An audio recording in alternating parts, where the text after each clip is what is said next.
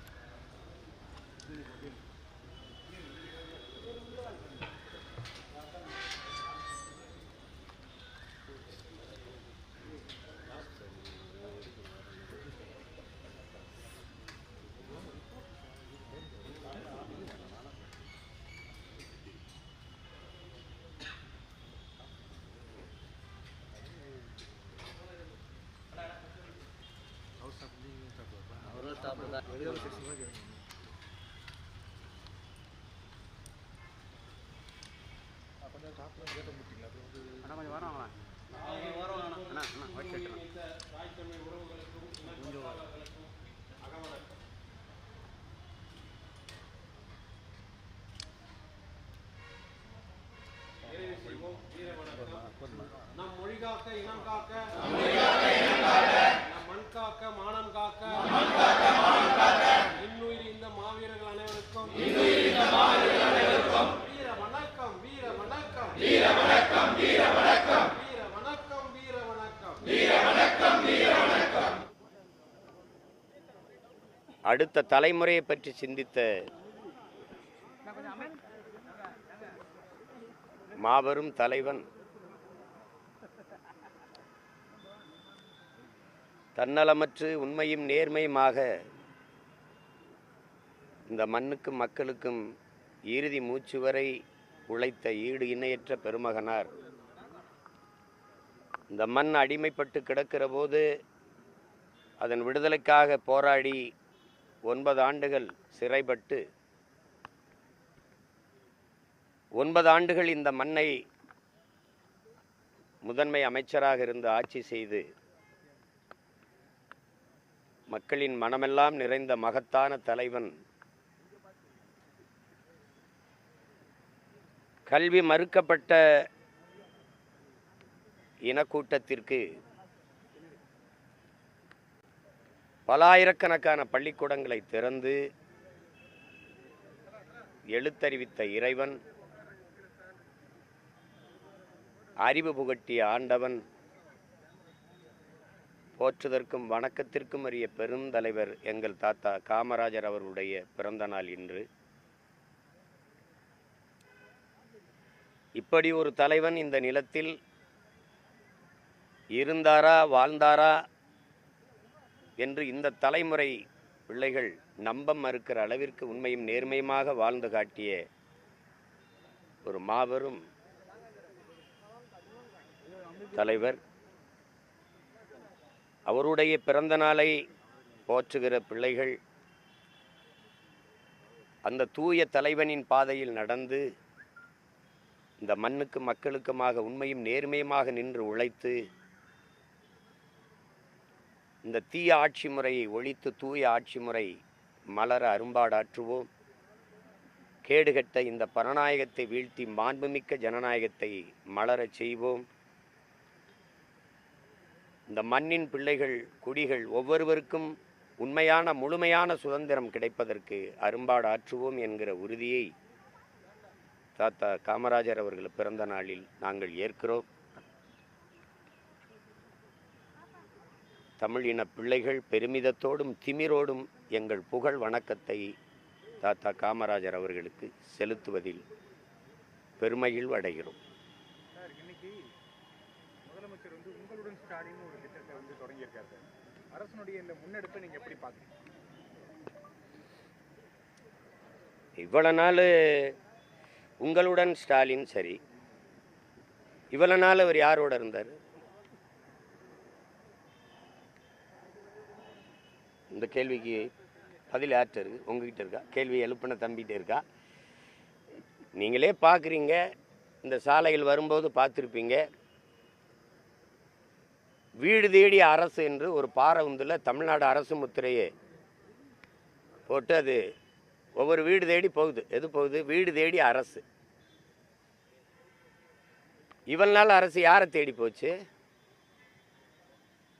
ஓரணியில் திரள்வோம். எதுக்கு? கூடி கொள்ளையடிக்க, கூடி கொலை செய்ய, கூடி கற்பழிக்க. அதுக்கு தானே. வேற எதுக்கு? கூடி குடிக்க. வேற எதற்காக இந்த ஓரணியில் திரள்வோம்? ஓரணியில் எப்போ திரள்விய? தேர்தலுக்கு 6 மாதம் இருக்கும்போது. அதுக்கு முன்னாடி என்ன பண்ணுவீங்க? என்ன பண்ணுவீங்க? என்ன பண்ணீங்க நீங்கள் முதல்ல சொல்லுங்கள். மொழி காக்கன்னு போட்டிருக்கீங்க. பக்கத்தில் திராவிட பேரொழின்னு எங்கள் பாட்டனார் அயோத்திதாசருக்கு ஒரு மண்டபம் கட்டிட்டுது. சரி, சொல்லிட்டு போங்க திராவிட பேரொழி என்று. இவர் திராவிட பேரொழின்னா ராமசாமி ஐயா வந்து திராவிட இருட்டா? அவர் என்ன? சரி, திராவிட பேரொழியை எப்படி எழுதியிருக்குன்னு பாருங்கள். திராவிட பேரொழி, அதை படிங்களே.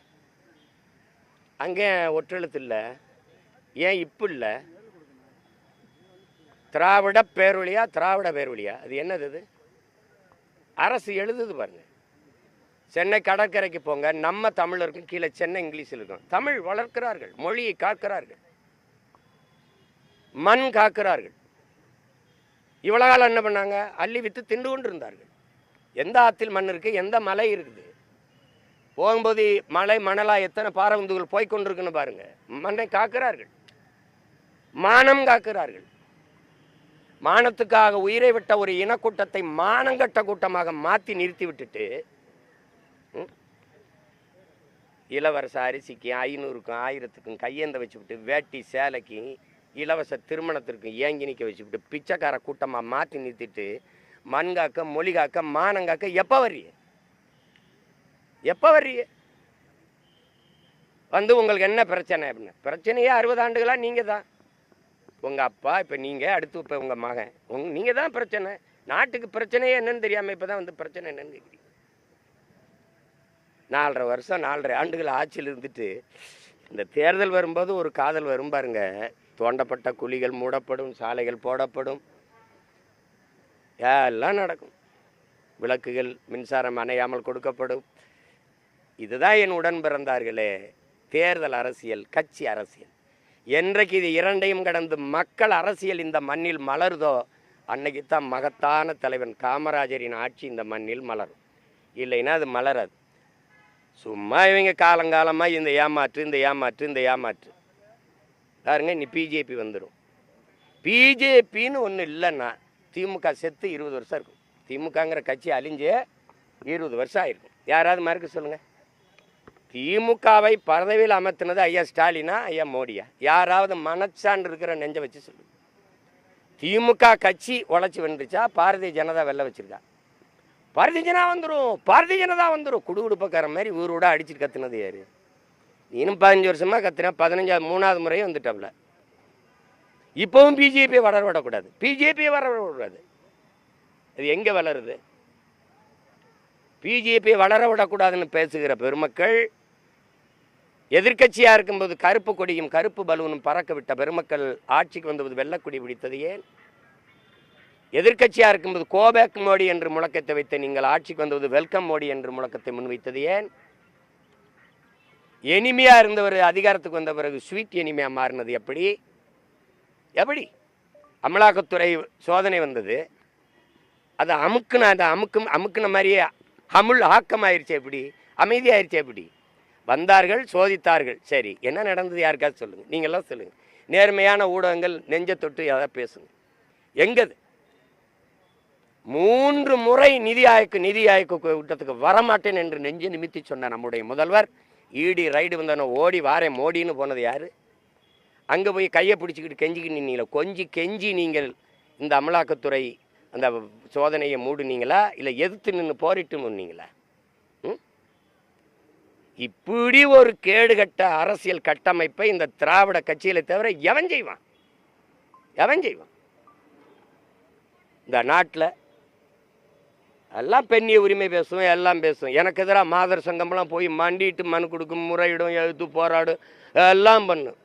இந்த ரிதன்யான ஒரு தங்க வரதட்சணை கொடுமை, பாலியல் துன்புறுத்தலில் தற்கொலை பண்ணி சேர்த்துருக்காரு. வாழ வேண்டிய ஒரு மலர், ஒரு பூ, ஒருத்தர் பேசல. ஒரு அரசியல் இயக்கம், முற்போக்கு, பெண்ணிய உரிமை பேசின பெருமக்கள், பெரியாரின் பெருந்தொண்டர்கள், பெண்களுக்கு எல்லா உரிமையும் பெற்றுக் கொடுத்தவர்கள், வரதட்சணை வாங்கி துன்புறுத்தி ஒரு பெண்ணை, வாழ வேண்டும் என்று கனவோடு போன ஒரு பெண்ணை, அந்த வீட்டு பெண், உங்கள் வீட்டில் பெண் இல்லையா, உங்களுக்கு உடன் பிறந்தவர் இல்லையா, உன்னை பெற்றவள் தாய் இல்லையா, பெண் இல்லையா, அவள் என்ன மனநிலை இருந்தாலும் 60 நாளில் தன் உயிரை மாய்த்து இறந்திருப்பாள். அந்த மனநிலை அவள் தெரிஞ்சிருச்சு. எத்தனை பெண்கள் இப்படி வீட்டுக்குள்ளே வதங்கி வாடி வெளியில் சொல்ல முடியாமல் தவிச்சு போய் நிற்கிறாங்க. இதுக்கு என்ன நடவடிக்கை எடுத்திருக்கு அரசு? என்ன நடவடிக்கை எடுத்திருக்கு? அதுக்காக பேசிய மாதர் சங்கங்கள், மகளிர் அமைப்புகள், மனித உரிமை ஆர்வலர்கள், முற்போக்கு சிந்தனையாளர்கள், எழுத்தாளர்கள், பெண்ணியவாதிகள்லாம் எங்கே போய் படுத்திருக்கிறீங்க? கொக்கைன்னு கஞ்சாதம் போட்டு படுத்திட்டீங்களா என்ன? இல்லை டாஸ்மார்க்கில் சரக்கு வாங்கி அடிச்சு படுத்திட்டீங்களா என்ன உங்கள் பிரச்சனை? தேவைன்னா வாய் திறப்பிய, தேவையில்லைன்னா வாய் திறக்க மாட்டீங்க. மனித உரிமை ஆர்வலர்கள்லாம் எங்கே? எதிர்கட்சியாக இருக்கும்போது ஜெயராஜ் ஃபெனிக்ஸுக்கு ஏறி குளித்த நீங்கள் தம்பி அஜித்குமார் மரணத்துக்கு அமைதியாக படுத்தது என்ன? வாய்க்குள்ளே பெவிக்கால போட்டு ஒட்டிக்கிட்டு படுத்தது என்ன? எப்படி? ஏன் இதெல்லாம் தொடச்செறிகிற காலம் வரும். என் தாத்தனுக்கு நான் மரியாதை இருந்த கதை போட்டு நான் யோக்கிய போயவன் எவன் இந்த கதவை போட்டுனவன் கேட்டால் மேலிட உத்தரவு. யாரா அந்த மேலிடம்? எவன்டா அந்த மேலிடம்? எவன் மேலிடம்? தேவையில்லைன்னா வாய் திறக்க மாட்டீங்க. மனித உரிமை ஆர்வலர்கள்லாம் எங்கே? எதிர்கட்சியாக இருக்கும்போது ஜெயராஜ் ஃபெனிக்ஸுக்கு ஏறி குளித்த நீங்கள் தம்பி அஜித்குமார் மரணத்துக்கு அமைதியாக படுத்தது என்ன? வாய்க்குள்ளே பெவிக்கால போட்டு ஒட்டிக்கிட்டு படுத்தது என்ன? எப்படி? ஏன் இதெல்லாம் தொடச்செறிகிற காலம் வரும். என் தாத்தனுக்கு நான் மரியாதை இருந்த கதை போட்டு நான் யோக்கிய போயவன் எவன் இந்த கதவை போட்டுனவன் கேட்டால் மேலிட உத்தரவு. யாரா அந்த மேலிடம்? எவன்டா அந்த மேலிடம்? எவன் மேலிடம்? காமராஜருக்கு இங்கே இருக்கிற கூட்டத்துக்கும் சம்மந்தம் இருக்கு. கதவை போட்டுறான்னு சொன்ன மேலிடத்துக்கு அவருக்கு என்னடா சம்மந்தம் இருக்கு? யாரா நீ? அந்த கதை வழி வந்து எனக்கு வணக்கம் செலுத்த வைக்கிற நிலைமைக்கு கொண்டு வந்தவன் யாரு? யாரு? இந்த திராவிடங்க எப்படி ஆட்சி செய்வாங்கன்னு பாரு. தீரன் சின்னமலையா 2 கவுண்டர் அமைச்சர் அனுப்புறது, தெய்வ திருமகன் தாத்தா முத்துராமலிங்க தேவருக்கா 2 தேவர் அமைச்சர் அனுப்புறது, இமானுவேல் சேரனுக்கா தேவேந்திர 2 தலைவர் அனுப்புறது, அழகுமுத்து கோன் நம்ம பாட்டனுக்கா 2 கோனாரில் 2 பேர் அனுப்புறது, தாத்தா காமராஜருக்கா எவனாவது 2 பேர் இந்த நாடாரில் இருந்தானா அனுப்புறது. ஆனால் அவங்க அப்பையும் சமாதிக்கு மொத்த பேரையும் கூட்டிக்கிட்டு போகிறது. இதாண்டா திராவிடம். இதான் திராவிடம்.